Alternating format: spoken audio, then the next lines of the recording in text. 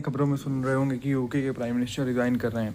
अब यहाँ एक बहुत इंपॉर्टेंट कॉन्स्टिट्यूशनल कॉन्सेप्ट समझना है, क्योंकि यूके का पार्लियामेंट्री सिस्टम ही हमने इंडिया से बोरो किया था, या सॉरी, इंडिया ने यूके का बोरो किया था। इसलिए जो प्रिंसिपल यूके में लागू होता है, लगभग वही प्रिंसिपल इंडिया में भी देखने को मिलता है। एक बार समझते हैं कि आर्टिकल 74 या क्या है। आर्टिकल 74 कहता है कि प्रेसिडेंट को एड एंड एडवाइस करने के लिए काउंसिल ऑफ मिनिस्टर्स होंगी, जिसका हेड प्राइम मिनिस्टर होगा।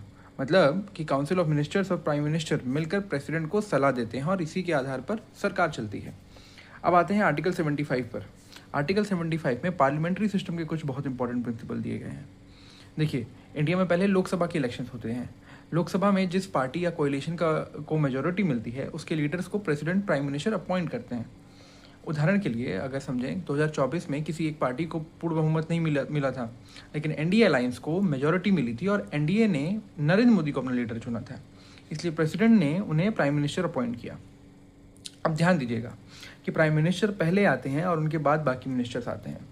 मतलब कि आर्टिकल 75 के अनुसार अन्य मिनिस्टर्स को प्रेसिडेंट अपॉइंट करते हैं, लेकिन प्राइम मिनिस्टर्स की एडवाइस पर। इसलिए काउंसिल ऑफ मिनिस्टर्स का अस्तित्व प्राइम मिनिस्टर पर निर्भर करता है। यही कारण है कि कहा जाता है कि council of ministers is a ship that sails and sinks together, यानी पूरी काउंसिल ऑफ मिनिस्टर्स एक साथ चलती है और एक साथ समाप्त हो जाती है। अब एक महत्वपूर्ण प्रश्न कि अगर प्राइम मिनिस्टर रिजाइन कर देता है तो क्या होगा? क्योंकि काउंसिल ऑफ मिनिस्टर्स का गठन प्राइम मिनिस्टर के आधार पर हुआ है, इसलिए प्राइम मिनिस्टर जो है कि रिजाइन करते ही पूरी काउंसिल ऑफ मिनिस्टर भी करना पड़ता है। बिना प्राइम मिनिस्टर के काउंसिल ऑफ मिनिस्टर्स का अस्तित्व ही नहीं रहता है, उसका कोई एग्जिस्टेंस ही नहीं है। यही कारण है कि यूके के प्राइम मिनिस्टर रिजाइन करते हैं तो प्रैक्टिकली उनकी कैबिनेट और मिनिस्टर्स भी पद छोड़ते हैं और फिर नई सरकार का गठन की प्रक्रिया शुरू हो जाएगी। इंडिया में भी बिल्कुल सही यही प्रिंसिपल लागू होता है। अगर प्राइम मिनिस्टर रिजाइन करते हैं तो पूरी काउंसिल ऑफ मिनिस्टर का रेजिग्नेशन माना जाता है। इसके बाद प्रेसिडेंट उस व्यक्ति को प्राइम मिनिस्टर नियुक्त करेंगे जो लोकसभा में मेजोरिटी सपोर्ट साबित करते हैं।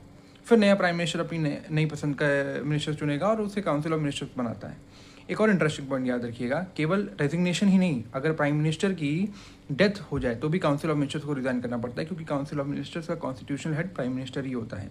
इसलिए जब भी कभी आपसे कोई पूछे कि काउंसिल ऑफ मिनिस्टर्स पर क्या प्रभाव पड़ता है प्राइम मिनिस्टर के जाने से, तो आंसर सिंपल होगा, प्राइम मिनिस्टर के रिजाइन करते ही पूरी काउंसिल ऑफ मिनिस्टर भी समाप्त हो जाती है और प्रेसिडेंट नई सरकार बनाने की प्रक्रिया शुरू करते हैं।